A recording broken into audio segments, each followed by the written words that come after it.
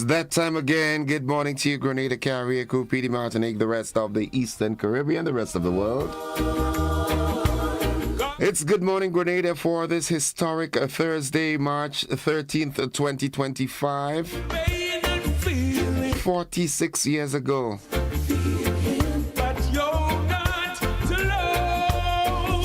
The first military revolution took place in the English-speaking Caribbean. On that little dot, that little rock called Grenada. A bittersweet moment for some. But call it what you may, it is a history. So good morning to you on this wonderful Thursday. And it's a good day to have a good day, most importantly. Thanking God for life. So many folks around the world went to bed last night and did not make it into this morning. You're on the wake-up list. Thank God for that. Yeah, God is good. He's faithful. His mercies endures. You know what I'm saying? Morning by morning, new mercies. Yulin Alexander, good morning. Veronica, Sandy, Jelly, and McIntyre. Yeah. Just to write out your story. He never promised that there won't be trials and temptations and troubles.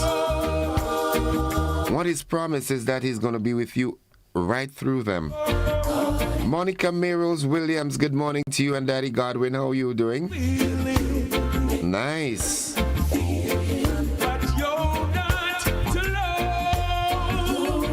Vicklin out there in Lafayette, she loves this one. Yeah.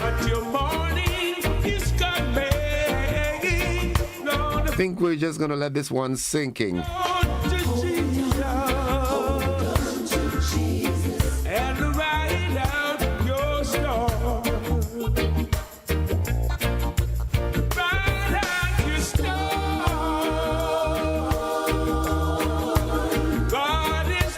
Lydia James, good morning. How are you doing? Yoland Swan. Yoland, touch base, let us know you're fine, all right? Carriacou and Petite Martinique, good morning to you.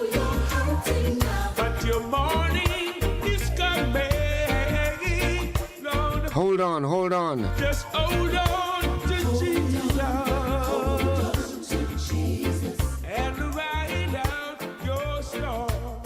That's the way it is. You've got to hold on. Yeah. All right. This one is for you, Lynn. She always dances to this one. As we head into the word of the day, it's 24 minutes onto 7. And that word today, that word is candid. Candid. C-A-N-D-I-D. Candid. And what it means honest and straightforward. Honest and straightforward.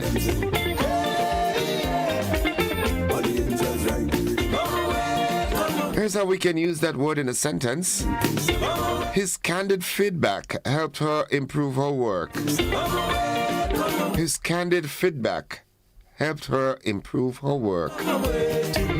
So the teacher was straightforward and honest. He said, listen, you need to work a little harder on your mathematics or else you will not be given to do in Form 4. You understand what I'm saying? So that made her work harder and improved her work. Candid. Remember this one. Write it down. Nice. Tobago, good morning to you. Turks and Caicos, St. Vincent and the Grenadines. Belize, good morning. My good friend Derek Sylvester. He's always locked on. Wants to know what's happening home. Good morning to all those of you who are locked on at this time. Spread the news. The good vibes is on. my God is, Yeah. God is, my God is, my God is, Dr. Francis Martin, good morning to you. Dr. Bernard. my God is, Dr. Hensley Batiste. God is, Dr. Keith Johnson. God is, worthy to be. Of course, Dr. Dolan Noel. As I journey to Sometimes I get mixed up. Is it Dolan or Donald? guide my step, But you know who you are, you and your dear wife and family. cause in my heart, Good morning, good morning, good morning. Have Dr. Granger, Dr. wisdom, Belfon. I see. What's up? Hope you all doing fine. As a matter of fact, all those of you in the medical field, man. Nurse Maxween. For those of you in the ICU ward, maternity ward, male surgical, male medical, and the female counterparts, all right? Nadisha, it's your turn. The motivational tip of the day. That's up next. Serious times, man, know thyself. Know Jesus, your Savior. And today it says, nurture your inner strength. Let them Trust that you have everything within you to overcome challenges. Focus on your inner power. down in the valley to Nurture your inner strength. Start telling yourself that, hey, I can do it. If he did it, I can do it, and maybe even better. As the British would say, better. Trust that you have everything within you to overcome challenges. Focus on your inner power. Red Part, good morning. How are you doing, you and the family? Wendy Williams, Caraco is in the house. Sylvina Charles. Fashida Gibbs. Mary, how you doing? God is, my God, You all right, Mary E. Banks? my God is, I keep saying it, but one day we have to have a fanfare. You understand what I'm saying? my God is, my God, Maybe we'll just go to the quarantine point and have a cook-up for a day. worthy to be. All the online viewers and listeners. And no. Let's get into the final one, the March 13th quiz for today. And let me tell you what's the question. I'm going to do this before I do that. Nice, lovely. Good, nice. I've got it there. All right. What was the purpose of the National Insurance Scheme? And you know that was one of the initiatives of the PRG, right? The National Insurance Marketing and National Importing Board, and MNIB, and so many other initiatives. All right. Now, what was the purpose of the National Insurance Scheme? Answer A, to provide a basic but meaningful pension to all Grenadians upon retirement from work. B, to establish to abolish pension for public workers. And C, to provide a source of funds for government projects. Again, what was the main purpose for the National Insurance Scheme? A, to provide a basic, meaningful pension to all Grenadians upon retirement from work. B, to abolish pension for public workers. And C, to provide a source of funds for government projects. Let's head on to the telephone line and say good morning. Good morning. How are you? I'm good, thank you. How are you? I am recovering fine. Very good. Good. And where are you calling from? St. George. St. George. Okay. The way you say it, I know you don't want to disclose any much further, so let's just get to the point. What is the answer? A, B, C, or D? A. The answer is A. And you are so correct. All right, you stay on the line. We are going to take your information of the air. The answer is to provide a basic but meaningful pension to all Grenadians upon retirement from work. Stay on the line, right? My God is, my God is, my God is, worthy to be praised. As I journey to this distant land, guide my steps away from temptation. 'Cause in my heart I know the flesh is weak. So let wisdom be the gaze I see. Let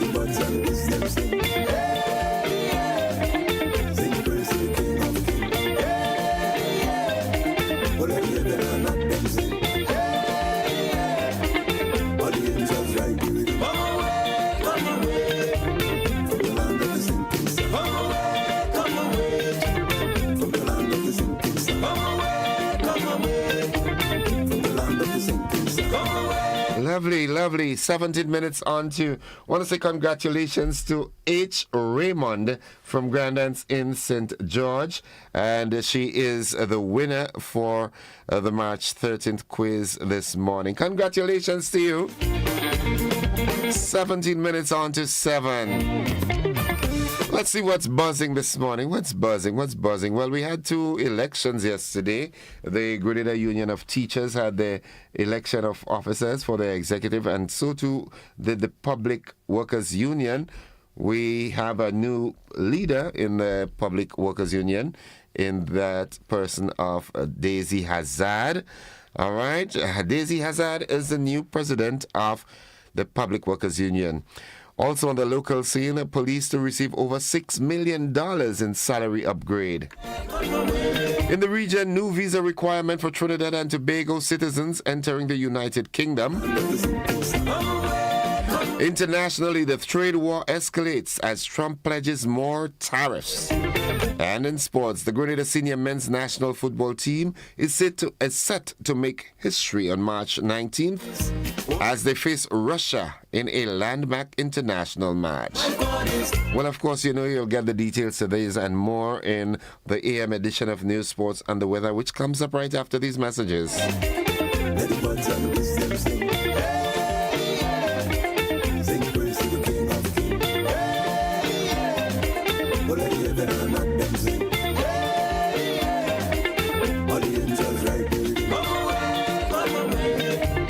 Joan Brathwaite Batson,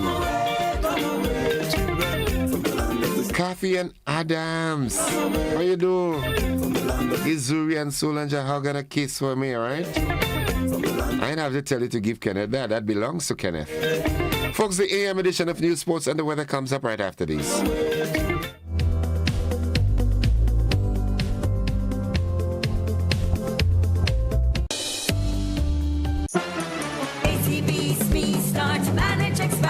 Don't call me small, I'm dreaming big, I'm gonna have it all.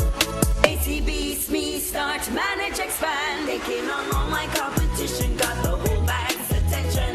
ACB, best financial solution. My business has a good reputation. Ready for success? Call us at 444-4919 or visit us at acbonline.com to learn.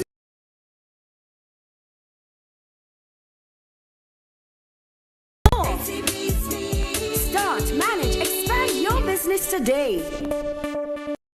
Hey GBN family, we've got a brand new home on Facebook and you need to be there. Follow us now on Facebook at Grenada Broadcasting Network -GBN. Stay updated with the latest news, sports, entertainment, and everything Grenada.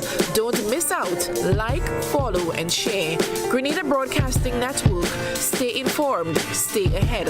First with the news, fast with the updates.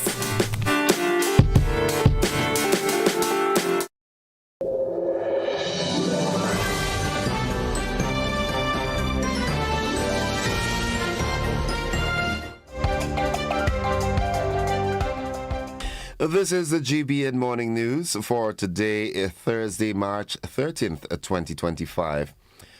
Coming up in the news, Daisy Hazard is the new president of the Public Workers Union. Police to receive over $6 million in salary upgrade. In the region, new visa requirements for Trinidad and Tobago citizens entering the United Kingdom. Internationally, trade war escalates as Trump pledges more tariffs. And in sports, Grenada senior men's football team is set to make history on March 19th as they face Russia in a landmark international match. We've got the details to this and more after these messages.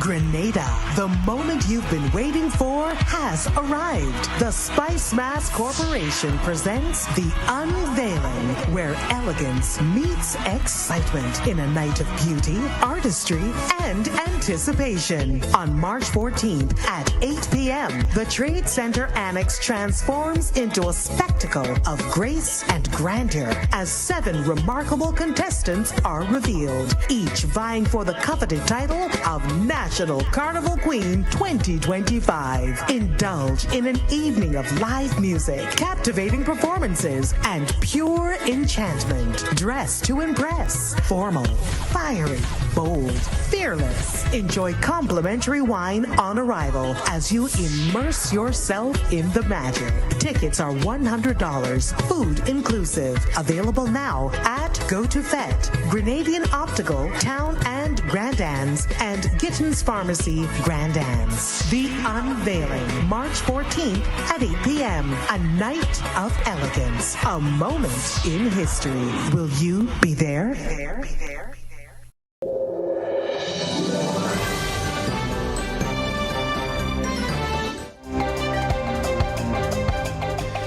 Good morning. With the details, I am Gordon Joseph.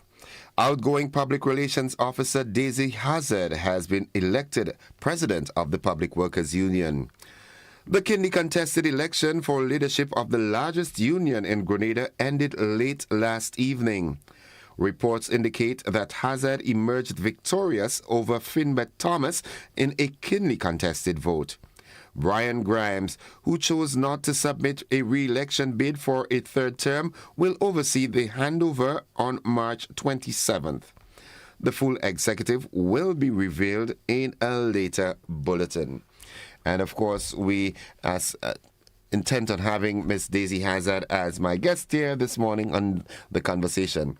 In more union-related news, the Grenada Union of Teachers has finalized its 2025 executive elections with several key positions filled unopposed. The results for the election, they were declared by the returning officer, Christiana Lashington, yesterday evening.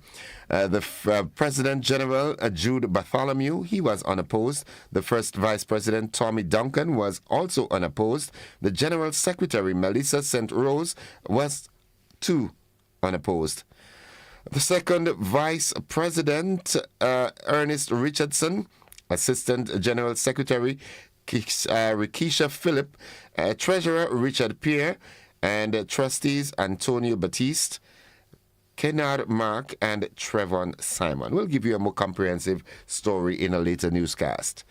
Meanwhile, the average police constable is set to receive a salary increase of up to $700 as the government has allocated over $6 million in the 2025 budget to address the long-standing issue of pay and grading within the Royal Grenada Police Force. Making the announcement was Prime Minister and Minister for National Security. Mr. Speaker, and again, when we got into office, the Printry was a river. When the rain fell, the sky literally opened over the Printry. We were able to quickly address the issue, and in meeting with the staff, they also addressed or raised some of the significant HR challenges that they have. Again, the Department of Public Administration, P.S. McQuilkin in the ministry, and other members of the team have been working on addressing the staff at the Printry, and they are all going to be coming as part of the regularization process. In the meantime, Mr. Speaker, many of them would have benefited from improvements in terms and conditions of service, including salary increases, etc. And so I want to emphasize that Prime Minister Mitchell acknowledged that the issue of pay and grading has been long overdue, noting that officers have been lobbying for these salary adjustments for more than 30 years. When it comes to things like citizenship, Mr. Speaker, we are transitioning into a digital system so that we can bring significant efficiencies, reduce arbitrary discretion, and ensure that we can have more efficient and timely processing of. Since 1994, the police were waiting on the issue of an adjustment to the pay and grade. Now, what's the excuse for it not being done since 1994? We indicated that we will address the issue once we got into office. Mr. Speaker, after we concluded negotiations with the various unions, including the Police Welfare Association, we gave a commitment that we would tackle this issue. And it is bittersweet because we are happy that we've been able to tackle this issue, Mr. Speaker. But it is mind-boggling that something as simple as pay and grade would have taken 30 years to be addressed. The government of Grenada has recently undertaken several refurbishments and administrative improvements to address long-standing concerns of workers at the government printery. The initiative aims to create a healthier and more efficient work environment. Prime Minister Deacon Mitchell made the announcement on Tuesday in Parliament. Mr. Speaker, and again, when we got into office, the printery was a river. When the rain fell, the sky literally opened over the printery. We were able to quickly address the issue, and in meeting with the staff, they also addressed or raised some of the significant HR challenges that they have. Again, the Department of Public Administration, P.S. McQuilkin in the ministry, and other members of the team have been working on addressing the staff at the printery, and they are all going to be coming as part of the regularization process. In the meantime, Mr. Speaker, many of them would have benefited from improvements in terms and conditions of service, including salary increases, etc. And so I want to emphasize that. Additionally, Prime Minister Mitchell provided an update on the implementation of digital components designed to enhance the operations of the Immigration Department within the Royal Grenada Police Force. When it comes to things like citizenship, Mr. Speaker, we are transitioning into a digital system so that we can bring significant efficiencies, reduce arbitrary discretion, and ensure that we can have more efficient and timely processing of these services to the public. The Passport Office has always, in recent times, led the way, Mr. Speaker, and we want to ensure that other areas in Home Affairs continue to do so. And finally, on the local front, the Grenada Hotel and Tourism Association, the GHTA, announced its landmark donation of 486,000 EC dollars through its Tourism Enhancement Fund, the TEF, to the Grenada Solid Waste Management Authority for the acquisition of a state-of-the-art commercial-grade glass pulverizer system. According to the association, this donation, the largest financial contribution ever made to Solid Waste Management Authority, signifies a significant commitment to enhancing waste management and promoting sustainability in Grenada. The donation aims to address the pressing need for effective glass recycling solutions on the island, facilitating the reduction of glass waste and supporting the overall goal of a cleaner, greener Grenada. The new glass cutter or crusher will not only streamline the recycling process, but also contribute to the development of sustainable practices within the tourism industry and beyond. That's the local news. Stay with us. The regional and international developments are straight ahead.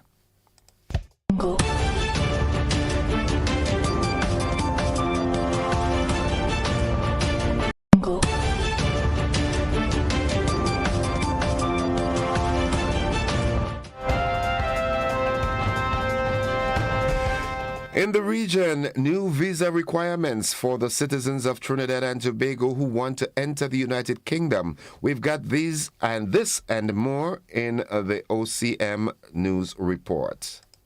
The United Kingdom government says all nationals of Trinidad and Tobago who wish to travel to the country will now require a visa, even for short visits.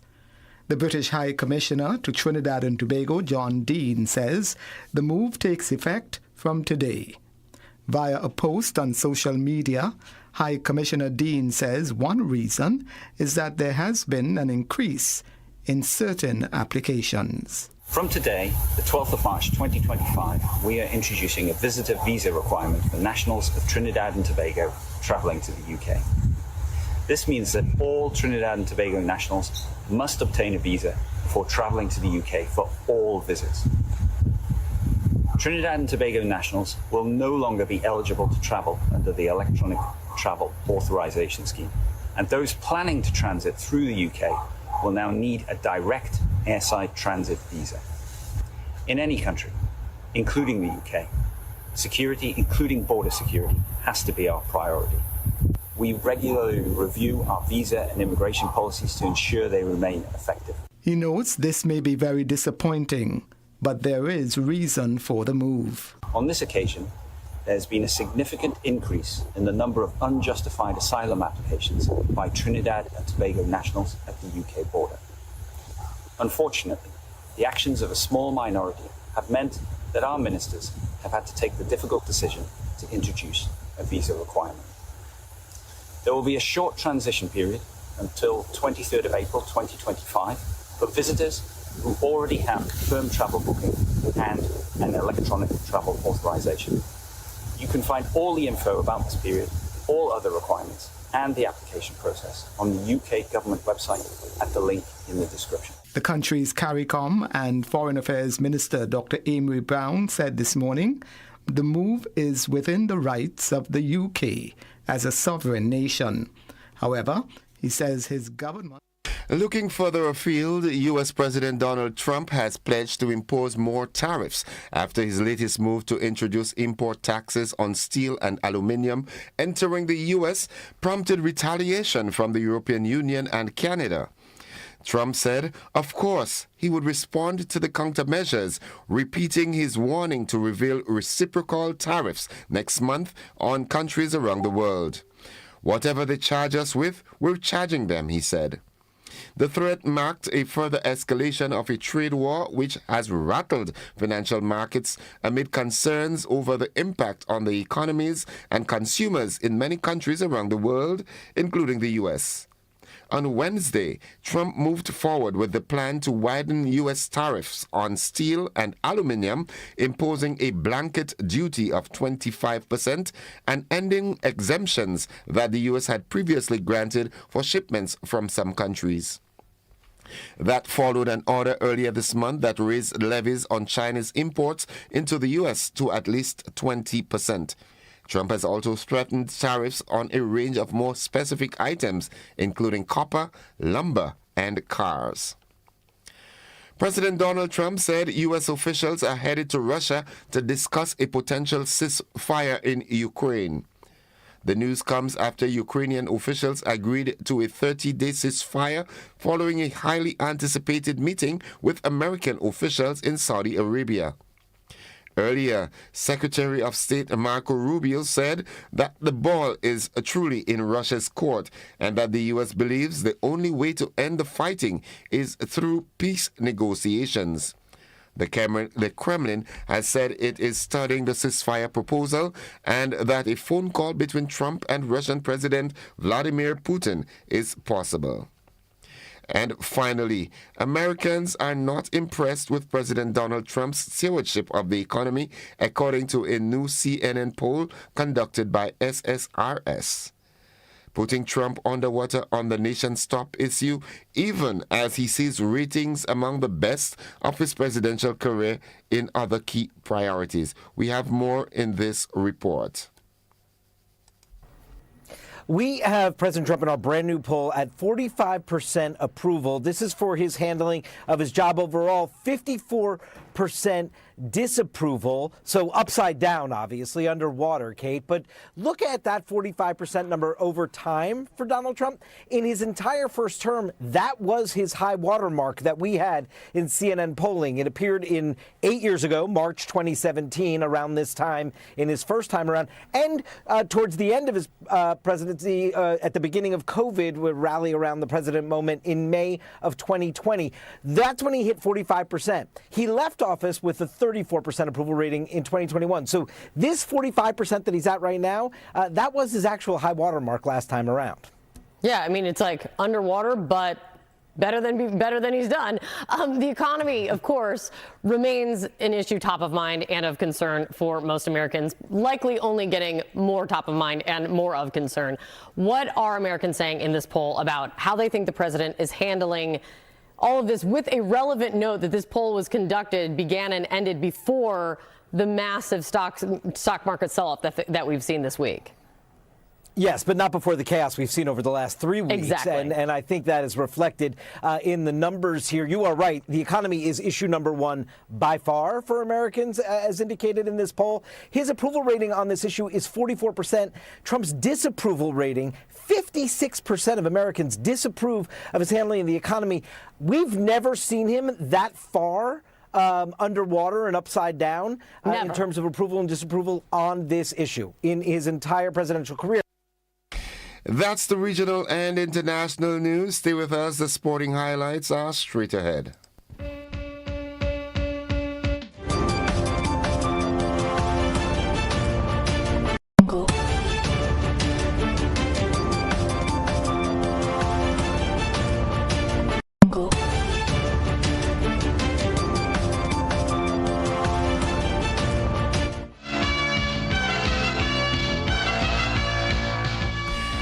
Good morning, sporting fans. The Grenada senior men's national football team is set to make history on March 19th, 2025, as they face Russia in a landmark international match. This will be the first time Grenada competes on Russian soil, marking a significant milestone for the team and highlighting the Grenada Football Association's commitment to international exposure and development. This highly anticipated encounter is expected to draw considerable attention, not only for its historic significance, but also for the opportunity it provides Grenadian players to test their skills against a higher caliber opponent. As part of the GFA's broader strategy to enhance Grenada's football competitiveness, the match serves as a platform for players to gain valuable experience and increase their visibility on the global stage. Russia, currently ranked 34th in the FIFA rankings, presents a formidable test for the Grenadian squad. The match is expected to play a crucial role in the team's growth, providing a stepping stone for future international engagements. It aligns with its FA's ongoing efforts to elevate the standard of football in Grenada and better prepare its players for the demands of global competition. By seizing this opportunity, the Grenadian team aims to foster skill development and set the foundation for more ambitious international aspirations. Good luck, boys. That's the sports at this time. We've got the weather forecast coming up next. We join the Met Office at the MBIA for that weather forecast. Stay with us.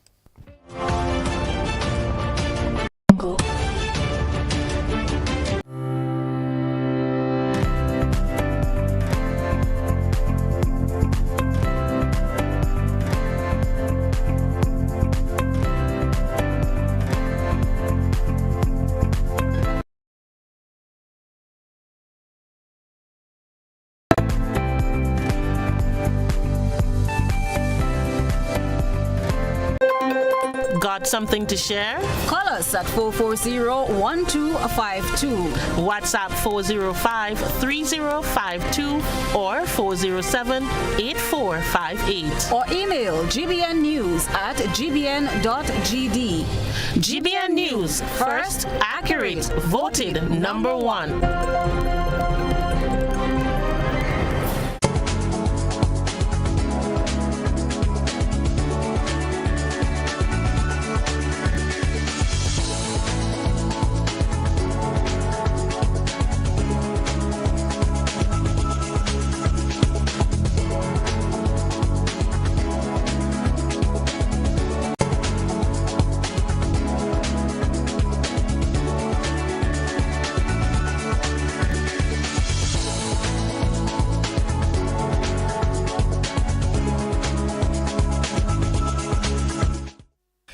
And folks, for the latest weather forecast, we now join my good friend Tricia Miller at the Met Office of the MBIA. Good morning, Tricia. Good morning to you and good morning to listeners of GBN.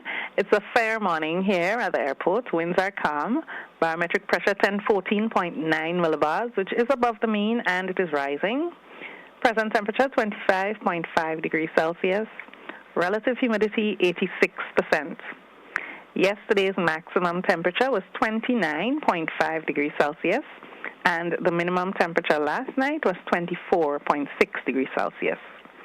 No rainfall was recorded here at the MBIA over the past 24 hours, hence the total for the month remains at 1.7 millimeters.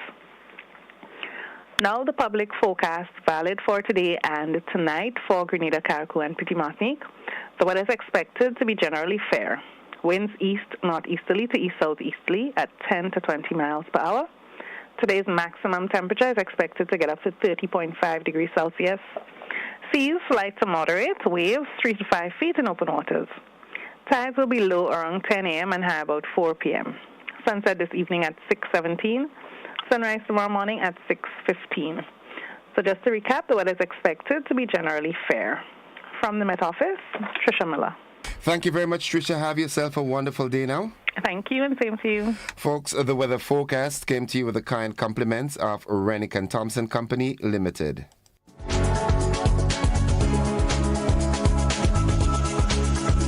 No frills, just great prices, only at Courts. We don't just talk about it, we got it. Shop and save big on appliances, furniture, electronics, and so much more. Great deals on mattresses, plus free gift with purchase of selected Ashley items.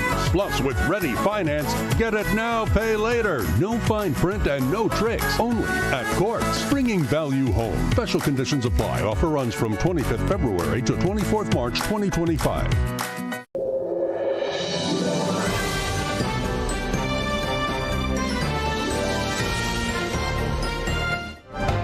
It's 9 minutes after 7 o'clock. To end the news, a recap of the headlines. Daisy Hazard, the new president of the Public Workers Union. Police to receive over $6 million in salary upgrade. In the region, new visa requirements for Trinidad and Tobago citizens entering the United Kingdom.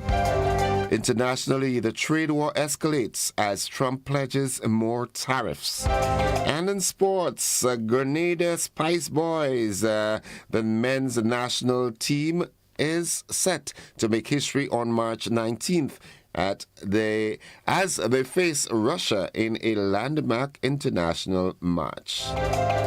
That has been your morning edition of news for today, Thursday, March 13th, 2025. On behalf of the entire news department, I'm Gordon Joseph, thanking you for listening, wishing you a productive day, and extending the invitation to you to stick and stay with the network, because we are with you anywhere and everywhere.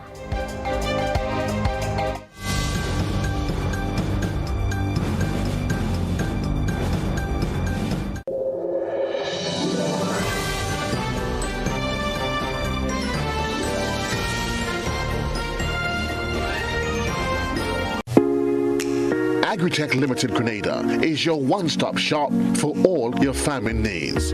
We provide seeds and seedlings, pesticides, fertilizers, irrigation and water management systems, veterinary products, and a wide range of agricultural products and implements. Our staff is knowledgeable and ready to serve you. Call us on 435-9677 or 440-4460 or visit us in Happy Hill, St. George. We are open Monday to Saturday, 6 a.m. to 6 p.m. and on Sundays, 6 a.m. to 1 p.m. Agritech Limited Grenada. Come grow with us. In a world driven by digital innovation, our future is defined by connectivity and communication, shaping how we learn, work, and interact. But what safeguards our digital rights? The Electronic Communications or EC Bill will. The EC Bill ensures rights such as improved quality of service, data privacy and security, support for universal service and access, and complaint resolution are protected, with a tribunal to resolve disputes. This is consumer protection. The EC Bill also ensures a competitive environment for electronic communications companies to enter the market. There are many other benefits of the EC Bill. ECTEL is paving the way for a fair, secure, and inclusive digital society for our contracting states. ECTEL and the NTRCs, digitally transforming our space together.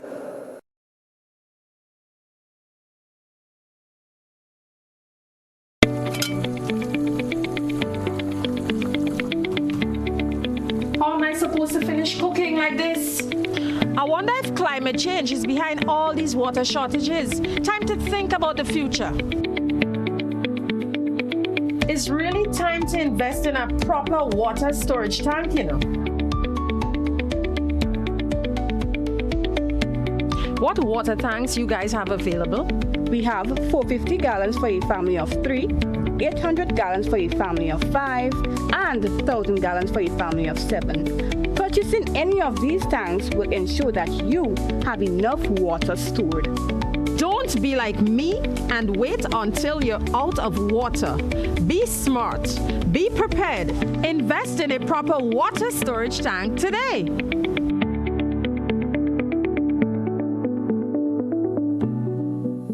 Served Grenada for decades. We are the #1 and largest electrical supplier.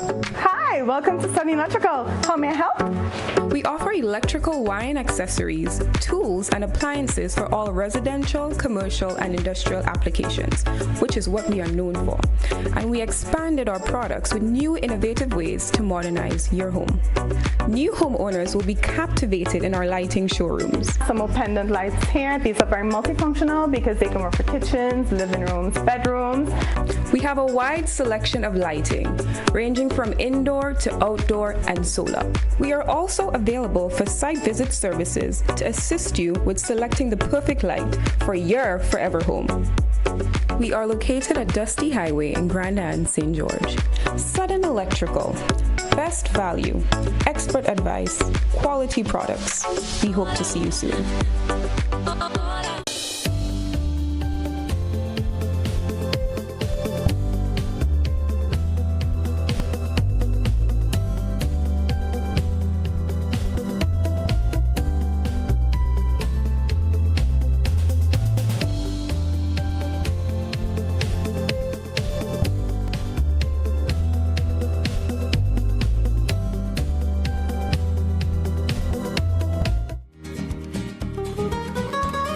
All right, folks, it's 14 minutes after 7 o'clock. It's time for the conversation this morning. Before I get into the conversation and introduce my guest, I'd like to say a very special happy birthday to Mr. Simon Williams. You're celebrating your birthday today. Well, your daughter, Nikisha Charles, and your granddaughter, Remaya, they want to wish you all the best. I hope that you have long life, health, strength, and prosperity. And you're from Woburn in St. George. Happy birthday to you, bro. And wherever the birthday party is at, call me. I'll be there. Okay, good. We've got guests this morning. I'm expecting Daisy to drop by a little later. I want to put Daisy under the microscope in her first couple hours as president of PWU. But nonetheless, this morning, you heard me mention in the news that Grenada Solid Waste Management Authority got a gift from the Grenada Hotel Association of $486,000 to get a pulverizing machine for glass. That is environmental. So I've got with me, not related directly, it's not because of that, but I've got with me members from the Ministry of Health, the Environmental Health Department. To my extreme right, you'll see him tomorrow again, I think. Yeah, but in a different capacity, Mr. Denny Crone. And to my immediate right is Mr. Kenneth Hazard. Gentlemen, good morning. Good morning. Good morning. Wow, you all sound harmonious there, boy. Okay, so a very interesting topic this morning, and you're coming from a very interesting and significant department, environmental health. As you would see, I don't have any paper with me. I don't write questions. I just flow. I ask the questions that I think the people out there would want answers to. So I'll start off by this. Rearrange my ignorance on this. What would you say? What is the scientific explanation for environmental health? Very good. Let me say good morning to Grenada and the listening public. And environmental health really is all about the controlling of factors in our environment that affect human health and affects the environment. It also affects the ecological balances in the environment that would tend to impact on human health and as well the health of the environment. So it's really about controlling those factors so that we can now prevent diseases and other health impact on humans and the environment. Notice that we also look at the environment as well, not only human health. Yeah, that's all I'm realizing. Well, again, the environment is us. Right. It is said that our environment is a reflection of our health. Yeah. How we treat our environment is going to affect our health in the long run. Okay.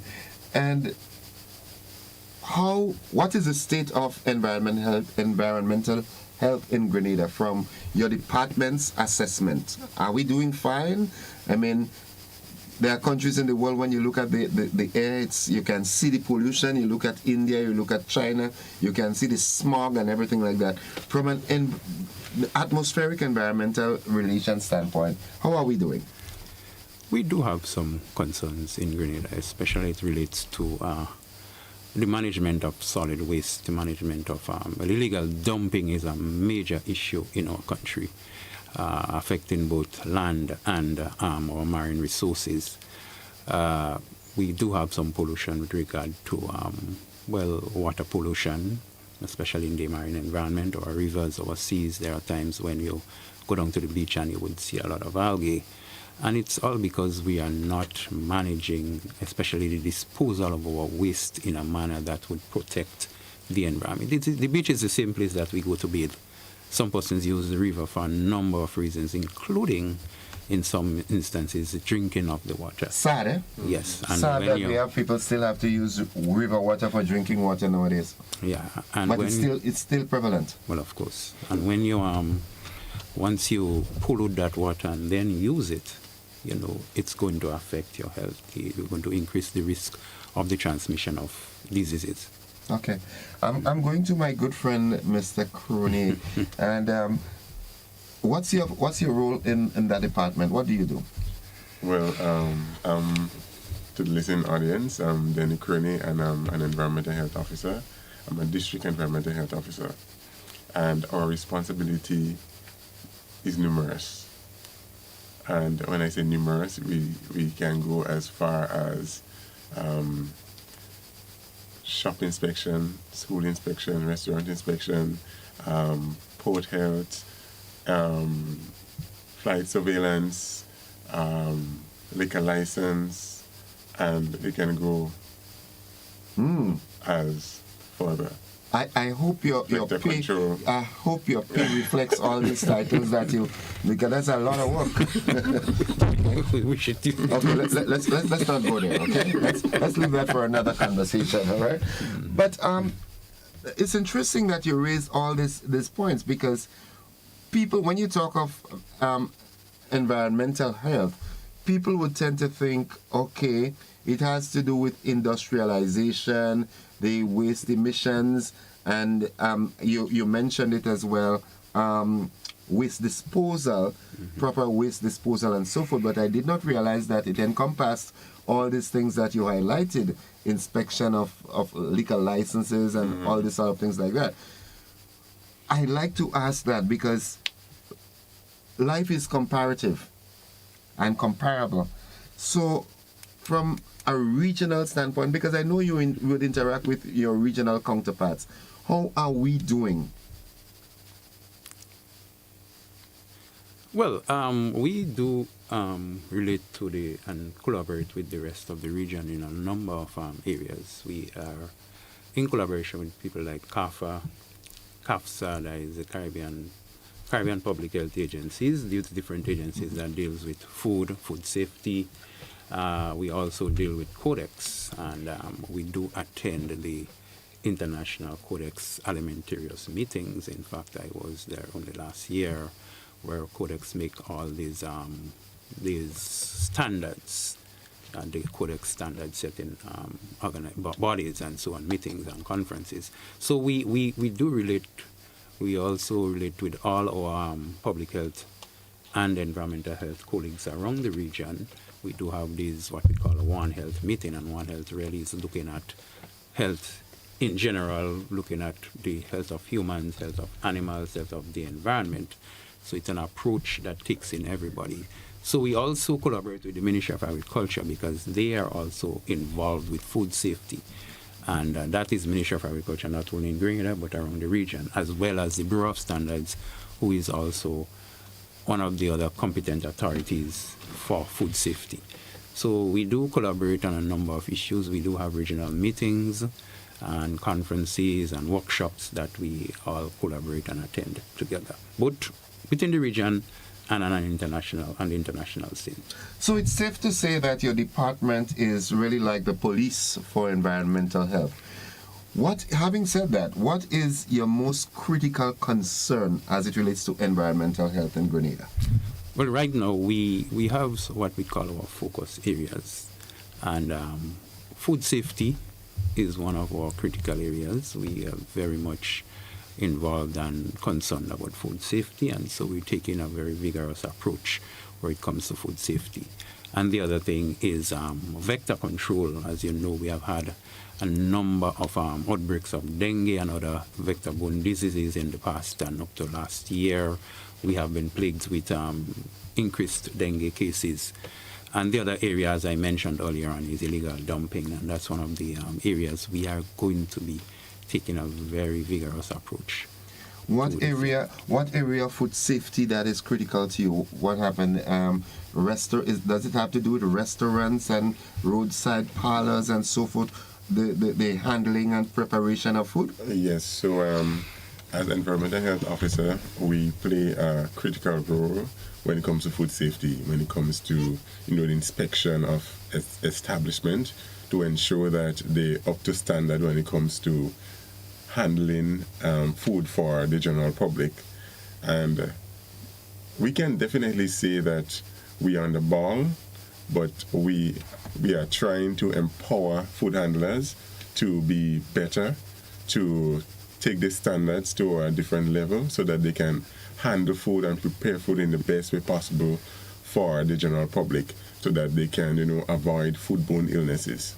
So would your department lobby so that even the roadside food vendors that go to the functions, when there's a big function, you would see the tents and so forth going on, would you lobby for them to have formal training in the handling and preparation of food and so forth? That's where we come in. And as you speak about training, currently, to be a food handler, you need to have a medical certificate and also a training certificate, or a certificate that you do some training online or face-to-face with us.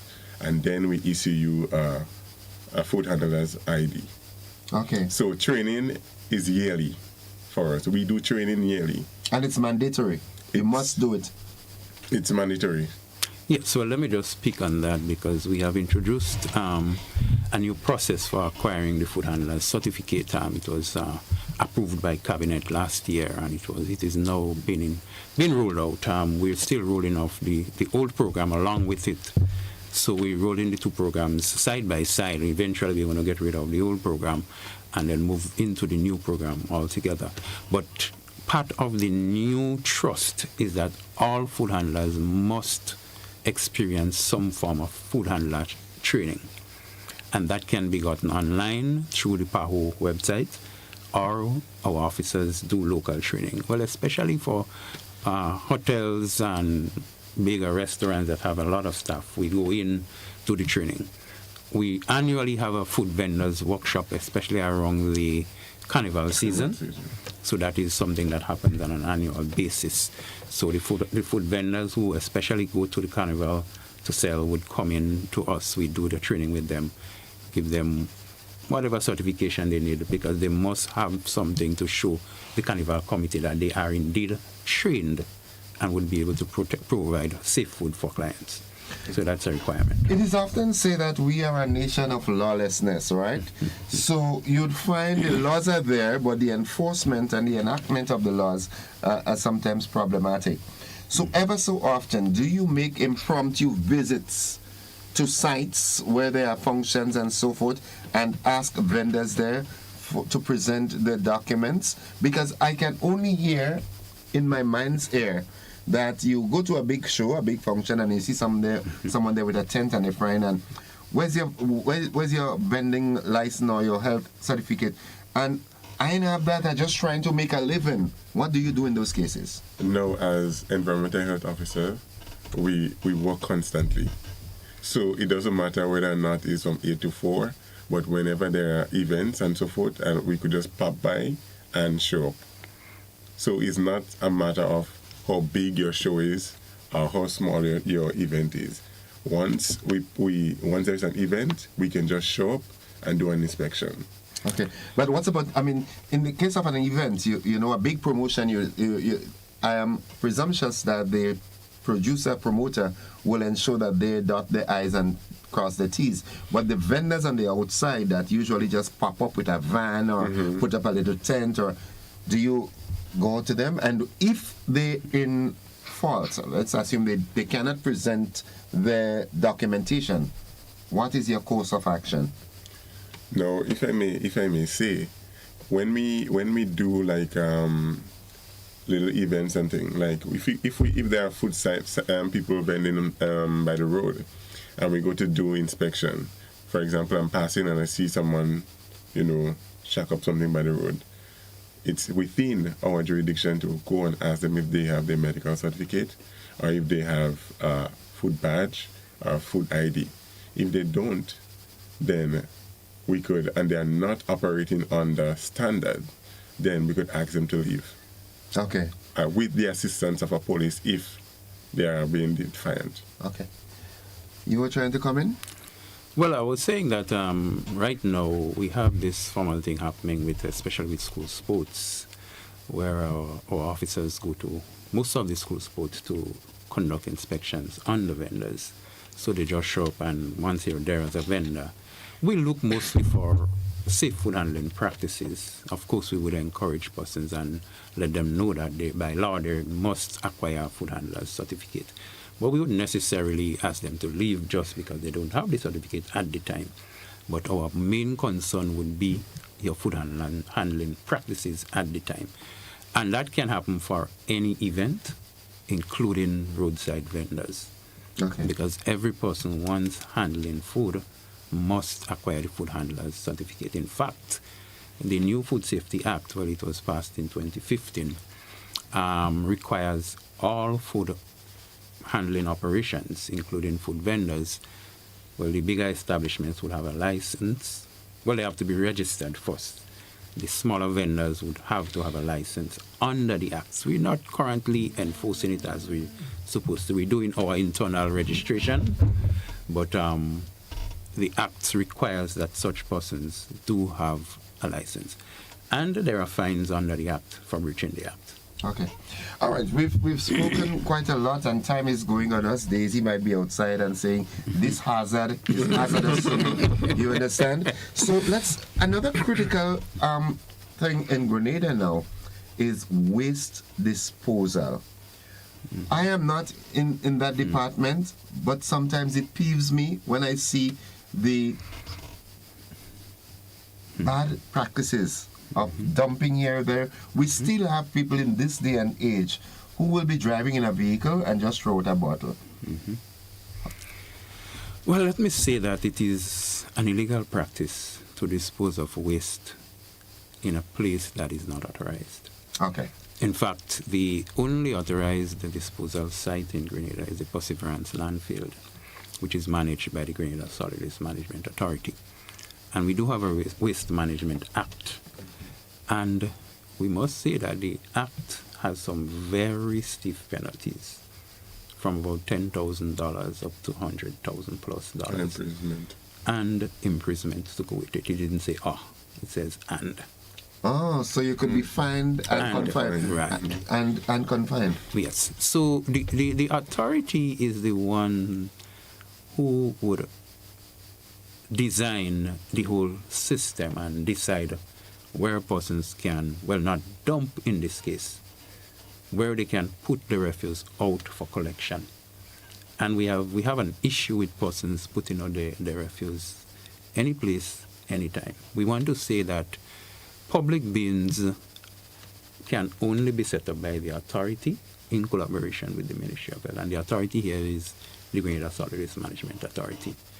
And persons are not permitted, because it's a practice we've seen across the country, persons are not permitted to set up any public bin. I want to emphasize that because it's something we will be moving on. Persons are not authorized or allowed to set up any public bin. A person can have a barrel outside his house for his personal use. It must be a little bit inside of his property. That is for your personal use. The public must understand that those barrels are for personal use, not for public use. We are seeing persons driving from as far as maybe St. David, St. Andrew, into St. George's, and with their refuse, and drop it in somebody else's bin. That is illegal. Okay. And so but we have a problem across Grenada with regard to illegal dumping, both from residences and from persons who have been hired to take refuse to Perseverance. We have a number of trucks, and we have a number of areas across the country, St. David, St. Mark, St. Andrew. These are some of the big areas where truck drivers who have been hired to take refuse by to contractors. Perseverance. By contractors. Yes. Instead of going to Perseverance, they pull up behind a bridge, in some hidden place, and just lift the back of the truck without regard to the community. I'm a news freak, right? I'm a news freak. So you're trying to be a kind of politician there. You have a specific point that you want to come to, because not so long ago we had a situation, and it was the first case I heard of that, of someone dumped some stuff in Dunfermline or somewhere there, and they were charged. A big fine was imposed on them. So that is the kind of highlight. Well, yes, and that was done by the Grenada Solid Waste Management Authority. As we say, they deal specifically with waste management, and so that's the area. And so they have been able to catch that person. We are working in tangent with them. We collaborate very much in terms of seeking out those persons, and that's one of our focus area for 2025, and we are going to be educating the public, of course, with regard to waste management and waste disposal, but we are going to be moving on persons who are involved in the practice of illegal dumping. Let me ask that. I noticed in recent times there was previously concrete structures set up that we used to call dustbins. And you would find the trucks from the solid waste, the contractors coming there. But we've seen them being demolished and so forth now. So what acts in that place? Right. So what has been introduced, you would realize that the Grenada Solid Waste Management Authority has a very good collection service. It's under a project called the OECS Waste Management Project, actually. Grenada was like the pilot project for the region. And that is working very well.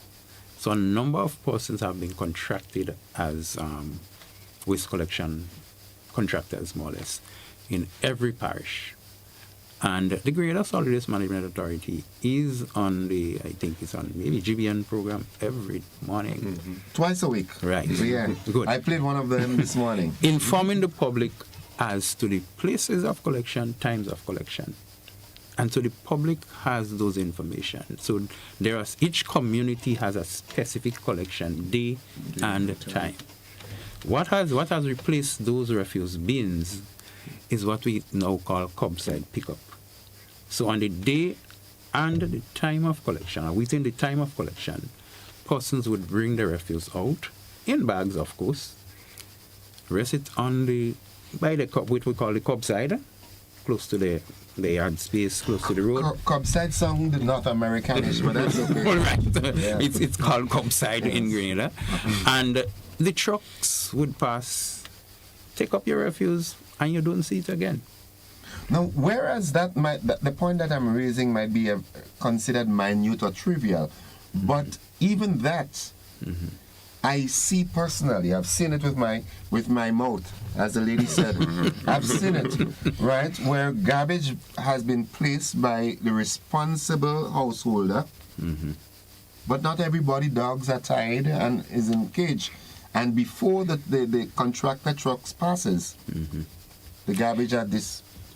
Yes, and we that was one of the things that was taken into consideration. That is why the specific time for collection and time for putting out has been given. We do understand there is the risk of stray animals getting into it, but if it's put out at within the period of time, sometimes within 2-3 hours period, if you put it out within that period of time, there is less likelihood that it would be, taken away by dogs. But some persons do not follow the rules and do not follow instructions. And we have had major issues where a truck would pass at 7:30 in the morning to pick up refuse. And somebody comes out at 7:40 and place the refuse on the road that remains there for the until the next day. Yeah, for the next pickup. And that is where the problem really comes in, when persons do not follow the route. Because even if a dog was to get to the refuse on the morning, once the trucks come around, the workers would at least pick that up. So they would do a little cleanup, because we do understand that there are dogs in communities. And so that is given consideration. But the biggest problem is when persons put out after the truck would have passed. And so we're really asking persons to please cooperate as much, that it is your community. I wouldn't want refuse to be all over my yard because a dog takes it from the road into my yard space. And so we're asking persons to have some pride in your own community. That is yours. Okay. And so please follow those little rules. Someone, this is a very touchy topic. Someone has been trying to reach into the program for quite a while. So it's all about education and information. Let's take this call. Good morning, caller. Good morning, Mr. Joseph. Greetings. Welcome. So much time is being spent on the collection of garbage. But I want to ask your guest the following question. What does 5-gas vehicle emissions, and indiscriminate burning by household and farmers and so on have to do with environmental and even public health? Thank you very much for what it's worth. Thank you, caller. Well, that is interesting, because burning of refuse, especially in communities, is also taken care of under the Public Health Act. Okay. Cap 263, the Public Health Act, is like our Public Health Bible, and that's one of the main pieces of legislation that we function under. And it defines, the burning of refuse or smoke in somebody else's neighborhood as a nuisance. And so once something is a nuisance, and it defines a number of things as nuisance, that being one of them. So once it's a nuisance, then it's a matter for us to deal with and to ask whosoever is the offender to address that issue. With regard to vehicles, of course, the governments over the years have been making moves towards at least trying to encourage persons to have these hybrid or electric vehicles. That is going to help to cut down in terms of emissions. It is a problem in Grenada, because one of the things the police look for at inspection is that your vehicle is well maintained to prevent too much emission of smoke and so in the environment. And so yes, these are things that are nuisances to persons within neighborhoods and so forth, and it does affect the environment, and as well as it affects human health.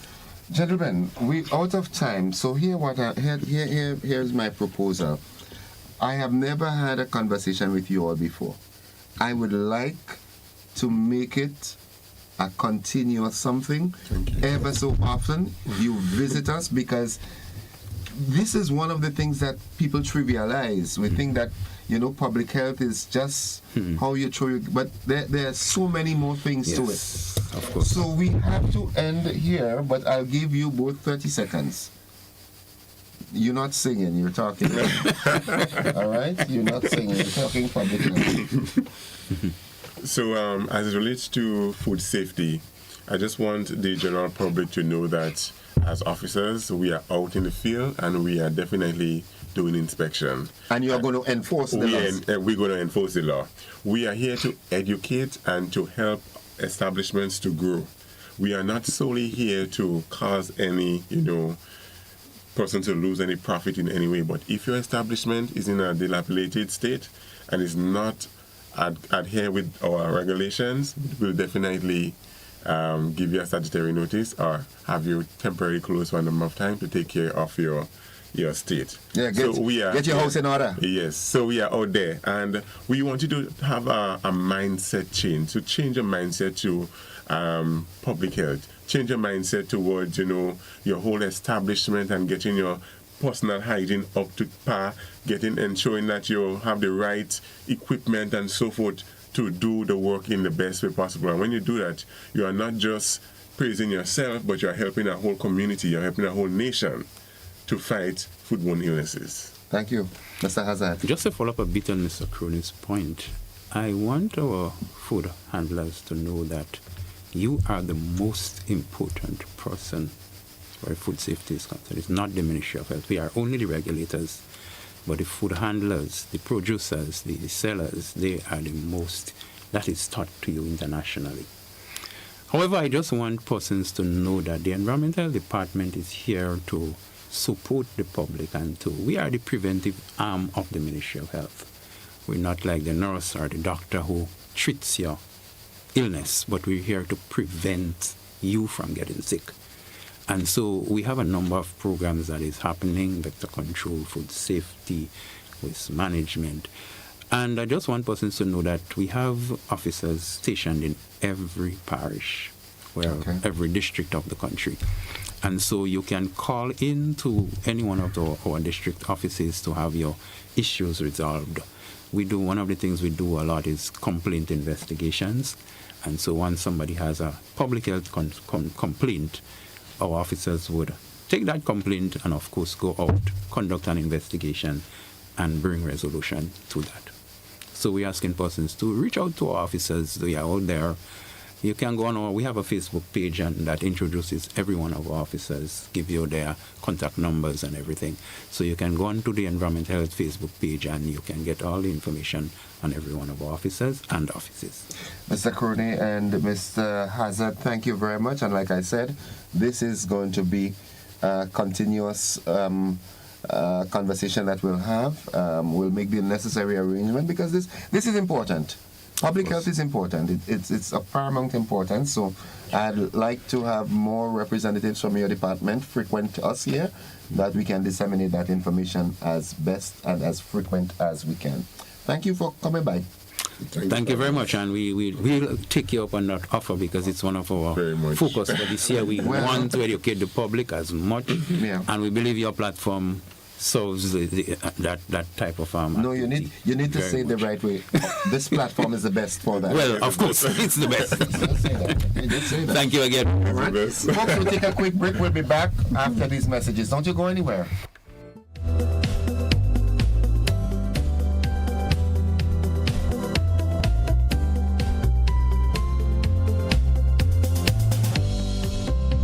Mobility, a common theme woven into the very fabric of human history. From ancient wanderers to modern explorers, our instinct to move, to seek something greater, and to grow has always driven us forward. Imagine a journey into pathways of boundless opportunities and endless possibilities. A collective future where the vibrant rhythms of the Caribbean, rich culture, and welcoming community create unforgettable experiences. Beyond citizenship by investment, we believe in our collective investment of time, resources, and energy that fosters innovation, creates jobs, and enriches lives, driving the growth of an entire nation. The Investment Migration Agency Grenada boasts over a decade of exceptional service and remains committed to guiding you toward global mobility and economic freedom through investment. Your journey becomes our shared story of progress and prosperity. This is an invitation to be part of something greater, something enduring. Begin your journey at imagrenada.gd. IMA Grenada. Unlock the possibilities. There can only be one champion. Thursday, March 13th, 2025, the Karani James Athletic Stadium becomes a battleground. 12 schools, one epic showdown. The Huggins Private Primary School Track and Field Championships. Starting time 1 p.m. Students in uniform $5. Children $10. Adults $20. Feel the tension. Hear the roar. Witness greatness as young athletes push their limits. The Huggins Private Primary School Track and Field Championships. Miss it and blame yourself. Looking to shop online from your favorite stores like Amazon and Shein? With GPC Global, it's never been easier. Get your very own US address and shop from around the world. With GPC Global, you can order the latest trends and must-have items, all delivered straight to Grenada to your closest post office for your pickup. We offer the cheapest rates, and our service is reliable and quick. No more waiting for weeks for your packages. Your satisfaction is guaranteed.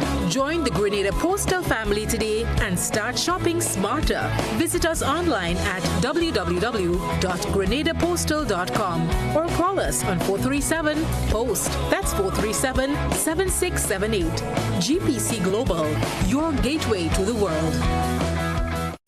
Grenada, it's time to feel the adrenaline and crown national champions. The Horizon National Championship 2025 is expected to be bigger, faster, and more thrilling than ever. Mark your calendars for March 15th and 16th at the Karani James Athletic Stadium. The nation's best athletes will battle for glory in electrifying races, soaring jumps, and powerful throws. Admission, finish line $30, main stand $20, bleachers $10. Speed, strength, and heart-stopping finishes. It's all happening from 11 a.m. daily. Be there to witness future Grenadian stars. Get your tickets now at Grenadian Optical, Melville Street, St. George, and Spiceland Mall, Grand Anse, and GoToFed.com.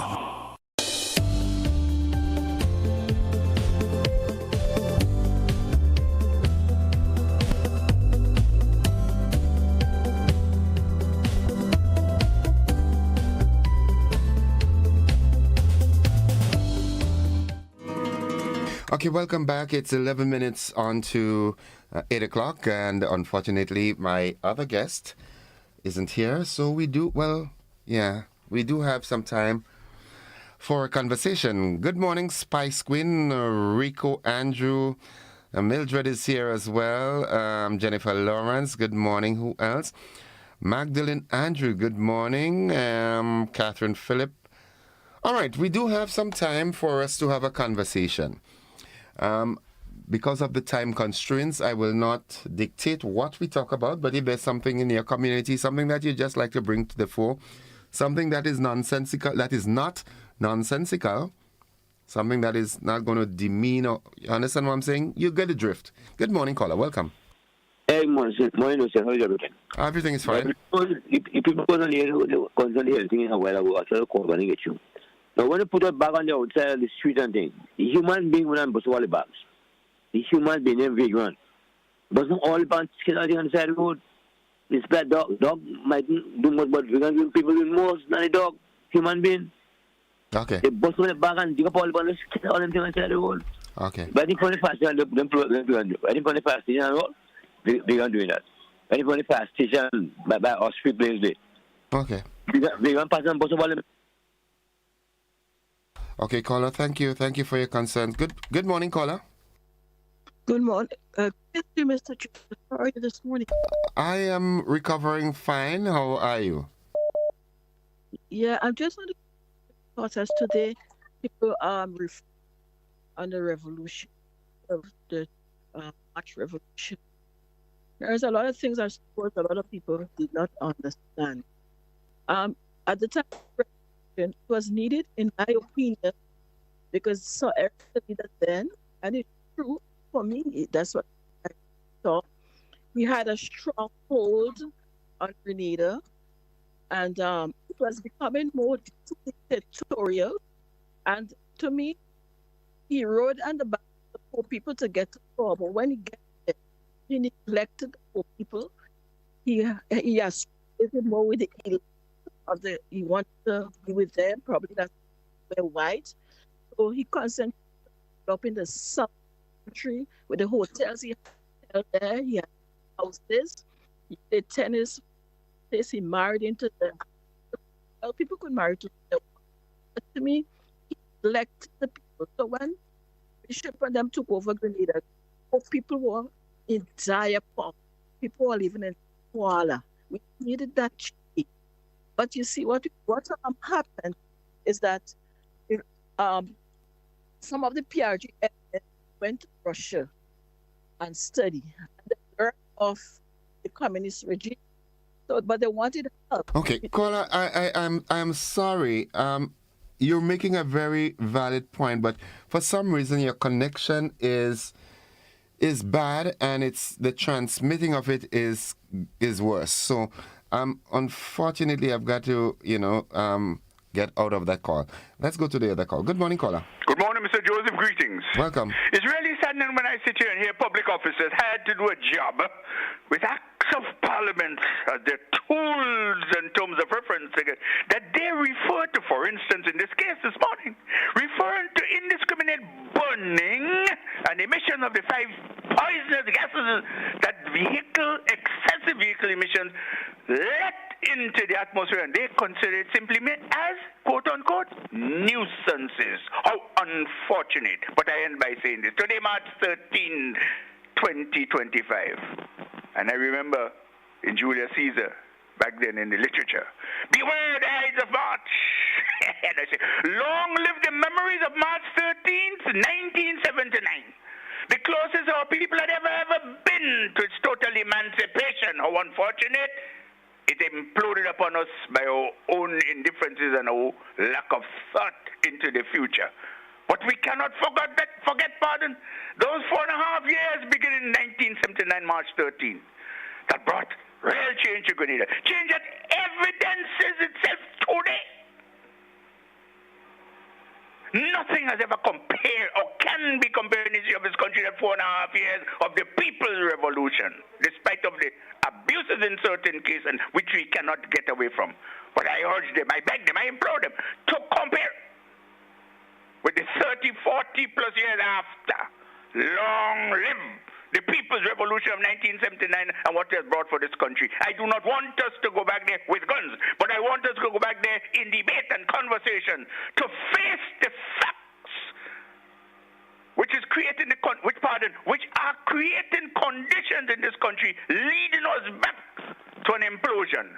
Beware the Ides of March. Do have a nice day, will you, Mr. Joseph?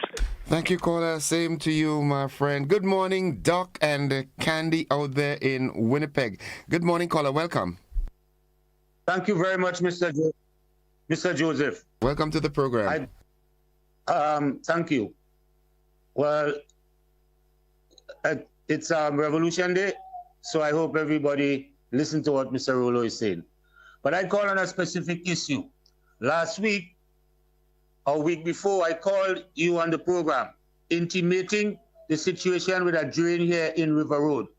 That situation has been since the unfinished project with the River Road wall and so. I just get up, my skin is bumpy, I set a mosquito whole day, whole night. I heard the Minister of Health in his presentation speak about the dengue fever. I would like him personally to come to watch the drain, collaborate with the other ministries, and fix this situation before we have an outbreak. Have a wonderful day. Thank you very much, caller. Thank you all so much. Let's go back to the telephone line. Good morning, caller. Welcome. Morning. Morning. Innocent. I didn't realize I get you. Anyway, two things. One, today, the March 13, I think we really don't do much justice to this momentous day. We're afraid to look at it in its full dimension. We cannot continue to pretend for long. Lest we deprive the future generation, current and future generation, of a sound understanding of the whole processes and also the consequence of our actions. Secondly, and I link in it, this is what I was going to call initially about the connection between a problem we're facing right now in terms of the possibility of our health system collapsing. Bearing in mind that we rely a lot on the Cuban medical assistance and the attempt by the powerful neighbor in the north to stop it. It should give people an understanding of what this nation is about, what the mighty nation is about. Remember in America, I care. I haven't benefited from much from any Cuban medical assistance. But I know many people, had it not been the Cuban medical personnel, would have been worse off. And yet, we have a mighty nation that people worship as the heavens, doing that to people, threatening. I mean, the people that they had to deal with, Israel and others, they're leaving them scot-free. Leave Cuba alone and let Cuba continue to help in the way they can. As Peter says, silver and gold I have none, but what I have I give to thee. Cuba have expertise in health, and we should embrace it. In fact, I heard one of the callers on this radio station called yesterday and said, it's time for we admit Cuba into CARICOM. BRICS have already done that. So to help the health, insulate Cuba. Cuba could be much more useful to us as a region if we, do something about this embargo and this blackmail. Thank you. Thank you very much, caller. Thank you all so much. It's 2 minutes away from 8 o'clock, and let's see if we can engage this final call. Good morning, caller. Morning, Mr. Joseph. How are you? I am good. The mango's ready? No, well, mango's in trouble. Barrel, I don't know, something. When the storm comes, it don't only come with the rain and wind, but it bring all the nuclear poison and everything you pick up, it come and release it. Release it when you reach into a country. Okay. So a lot of different things happen. What I want to say is, today I've been at Match 13. I think we should have about a 2 hours program, give people their views and remembering of some of the things. And then what I think is with the garbage system, we have a lot of different ways you could do things. They're doing a very good job, but I think right now some of the places that they have the drums, they should put in some skip there. These big skip so that the truck could take it. It's taller, that the dog cannot get into it, and then it can make whole more stuff. Because a lot of people, sometimes they cannot come out. If you study our population, they cannot come out at the time the truck is passing. But because at that time they're preparing breakfast in the morning for food and for lunch and things to go to work. So when they leave in the house, they could go down with a bag, and then you have a skip. You can put it in. Thank you very much. Okay, thank you. Thank you very much, caller. Thank you very much, folks. With that, this is where we end the program for this morning. And I do hope that the good Lord is going to spare our lives so we can have another conversation tomorrow. But thank you very much for your participation and contribution again from the folks from the Environmental Health Department within the Ministry of Health. Thank you very much. And we look to future engagements. That's it for the program. Thank you. Bye-bye.